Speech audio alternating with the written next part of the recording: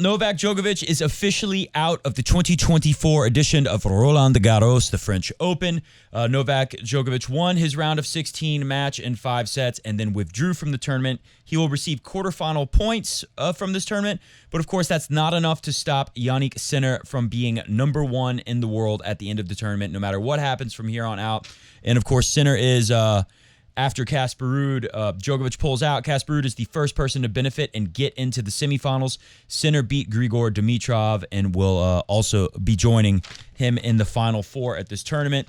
We await to see what will happen with Zverev and De Minaur tomorrow. And Tsitsipas and Alcaraz are playing right now, although, as I predicted in the last video, it looks like Alcaraz will win. I think he's in position to take a 2-sets-to-love lead right now as we speak. But let's today focus on what happened to Djokovic. We go to The Guardian. Novak Djokovic, and by the way, you know Djokovic is not going to give too many details. He'll be a little secretive about where his knee is at because he's going to attempt to play Wimbledon or whenever. He's going to come back as soon as he can. And he probably won't want to give too many details to his opponents on the tour, as per usual, the Djokovic team. Novak Djokovic forced to withdraw from the French Open after knee injury. The number 1 has been due to meet Casper Ruud. Yes, we know that.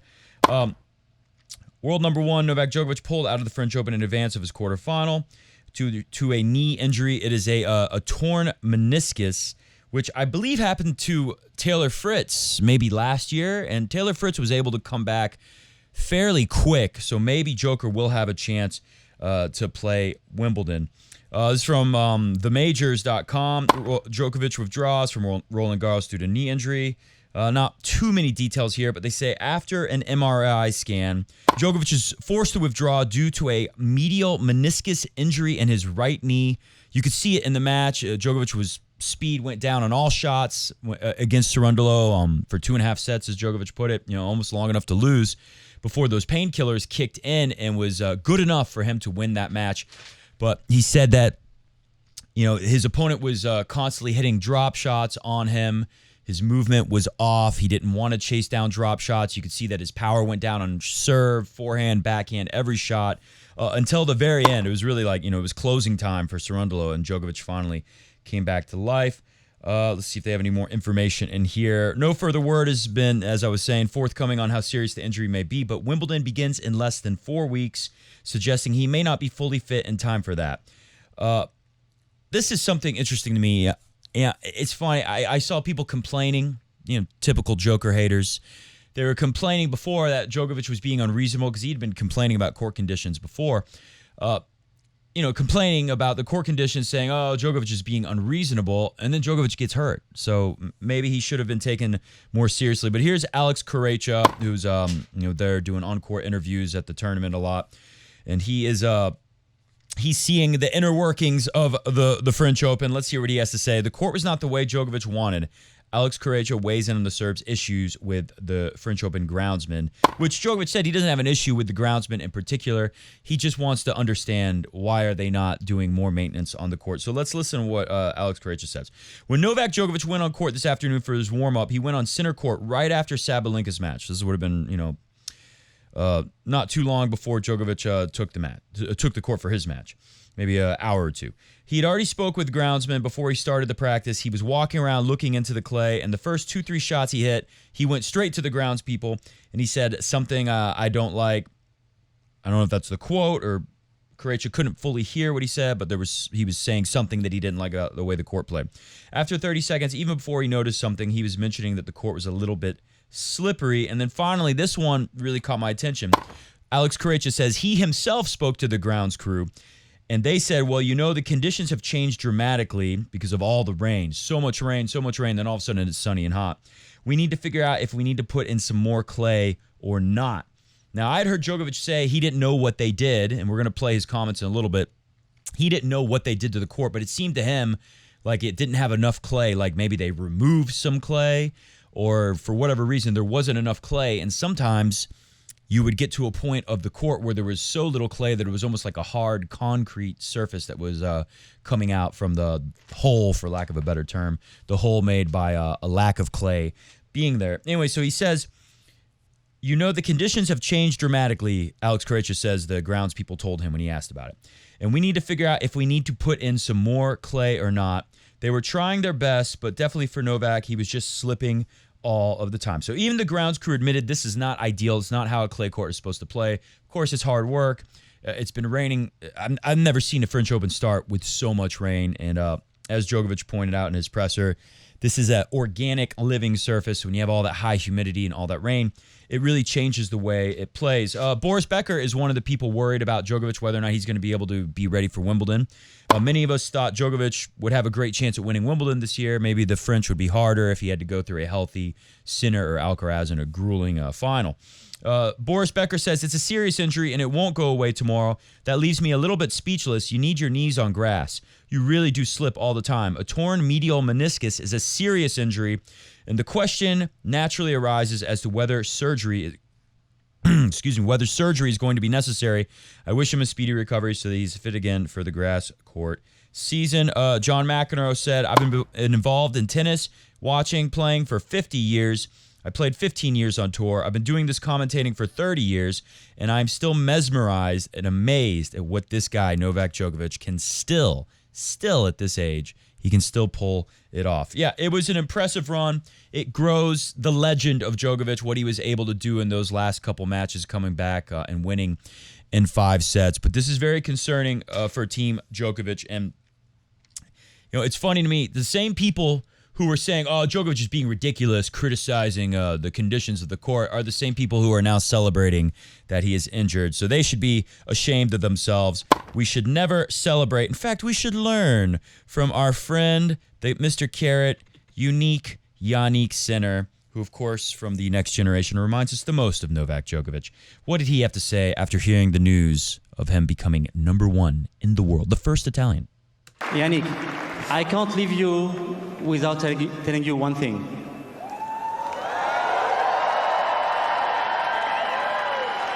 Next Monday, at the age of 22 years old, you will become the first Italian ever to be #1 in the world.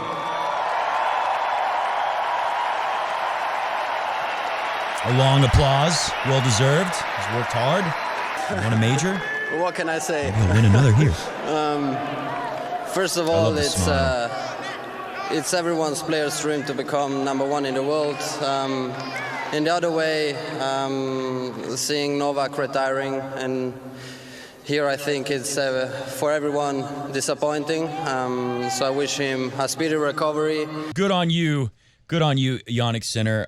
If only everyone could be so modest and humble as Yannick Sinner. All right, I just want to go through what Djokovic said in his press conference regarding the way the court's played, and then we'll get out of here.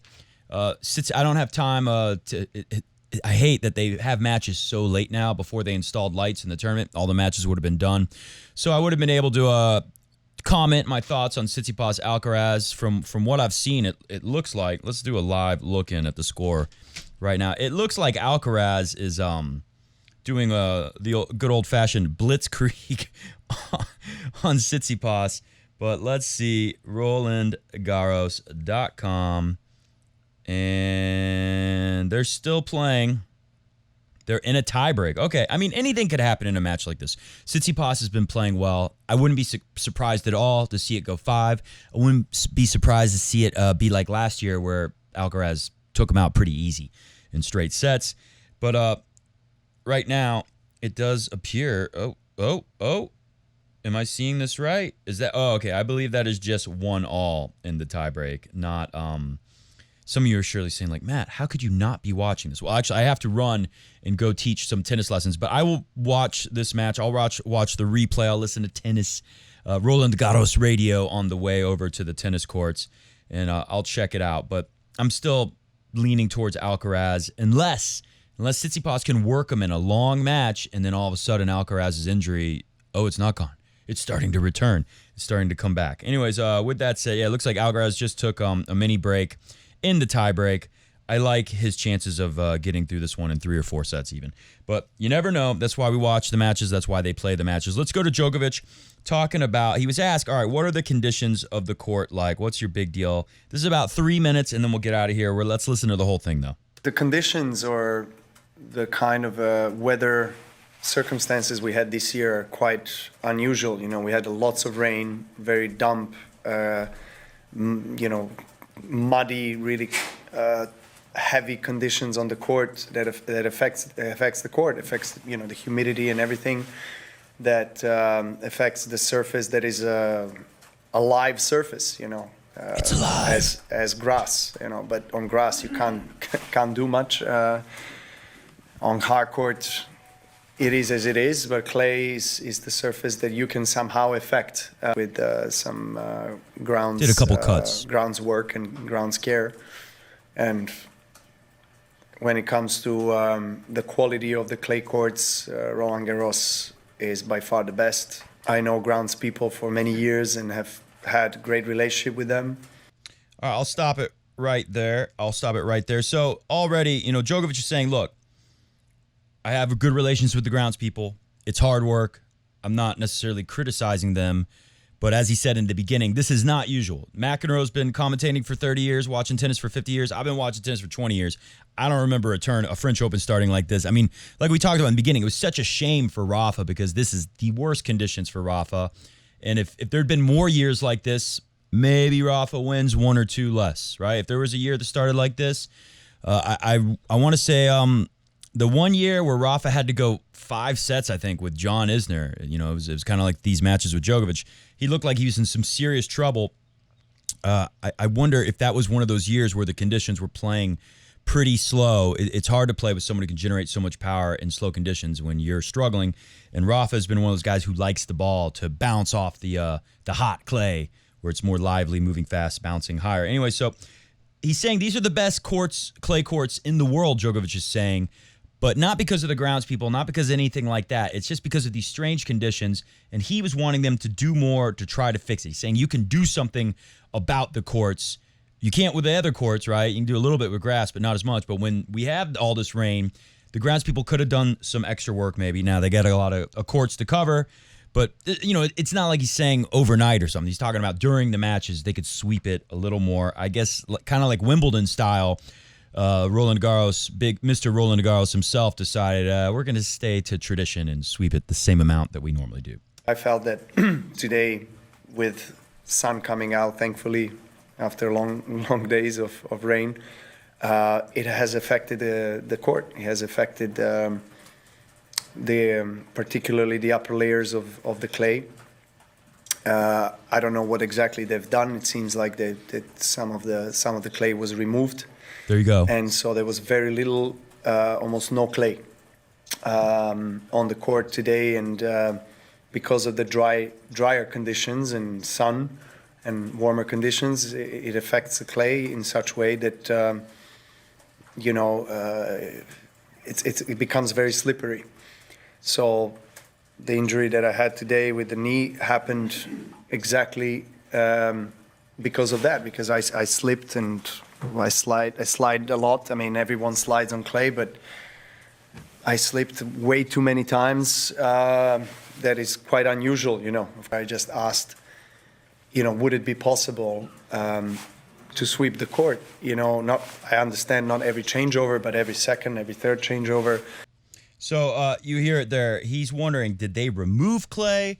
And the players, when they move around, it moves the clay. The clay is easier to move because it's so slippery because of the conditions suddenly changing. And, normally there'd be more clay below it as it moves, which kind of steadies you and balances you. And now there's just like this hard surface that Djokovic talked about below there. And I thought that was interesting. He said, I don't know what they did, but it feels like they removed clay. And Alex Correia talks to the maintenance crew, and they're saying they don't know what exactly to do. They're wondering if maybe they should add clay. So clearly, Djokovic is on to something here. I think there's not enough clay. I think he is correct. I haven't heard a ton of players complaining about this other than him, and that is, maybe a criticism to make play devil's advocate here. We can make an argument. Well, if Djoker doesn't like the way it's playing, how come we're not hearing more players complain about it? I don't know. And, Djokovic himself said, his movement, everyone moves similar on tour, on clay. They're sliding and stuff. But Djokovic is a more dynamic mover than your tour average and a little more explosive with changing directions. So he said, because of that, he slipped a lot, clay, grass over the years. But the way the courts were playing today, someone like him maybe was affected a little more. I would say that is possible. The only thing I can compare it to is when I play on hard courts. Is all hard courts here in the U.S., but sometimes it rains, but not enough to cancel the match, but enough to make it a little dangerous. And a lot of times I feel like that hurts me. If I'm playing someone, I feel like I'm the better mover. I'm going to get to more balls and play better defense. When it's a little bit wet like that, all of a sudden it's like, that takes that away from me. Now I have to move a little more cautious, whereas this guy, that was not going to be a big factor, his movement, so he can still just kind of play the same game and move about the same, whereas I'm actually going to lose a little bit of edge if I feel like I'm a better mover than my opponent, So maybe you could say there's something like that there. Let's listen to the rest of this and we'll get out of here. Hit the music. The answer was no. The answer was no. They wouldn't do anything. I asked for a supervisor to have a conversation, and I just asked for explanation. And I'm not pointing fingers at someone's blaming whoever, a group or an individual, of why that's the case. I'm just trying to understand before you serve. A lot of players do it. They either clean the line or the space in front where you're going to bounce the ball or behind. I just don't see how that's damaging to the court. I actually see that that's helpful to us players, at least bringing a little bit more clay, evening clay, behind the court, and here's the part about what's below. Reducing slightly the possibility of slipping. Because when you're moving during the point, you're removing the clay, and then all of a sudden, some places you have absolutely no clay. It's just concrete, basically. So there's some contrast there. You're slipping on clay. All of a sudden, you're hitting a spot where there's no clay. I would be curious to hear what other players say. Comment below if you've seen anything with other players talking about the conditions. I don't think that alone means something like Djokovic is being unreasonable. Only he complained about the clay. I'm not saying that at all, because this is rare. This is why I'm doing a whole show on this, basically, even though we're about to get out of here. But I do find it interesting that the players usually don't go into such detail about these court surfaces, and it's always kind of mysterious. We know the courts speed up, the courts slow down, mainly with hard courts, of course, but Wimbledon, a big thing there is people talk about how it's completely changed from the way it was around the time that Federer would have just started playing and winning his first major in 2003. 2003 was much faster than any Wimbledon since then. Anyways, it's always interesting to hear these guys talk about it, the mystery of what's going on with these surfaces, and it's kind of rare, so I don't think that means the fact we haven't heard other players get into it.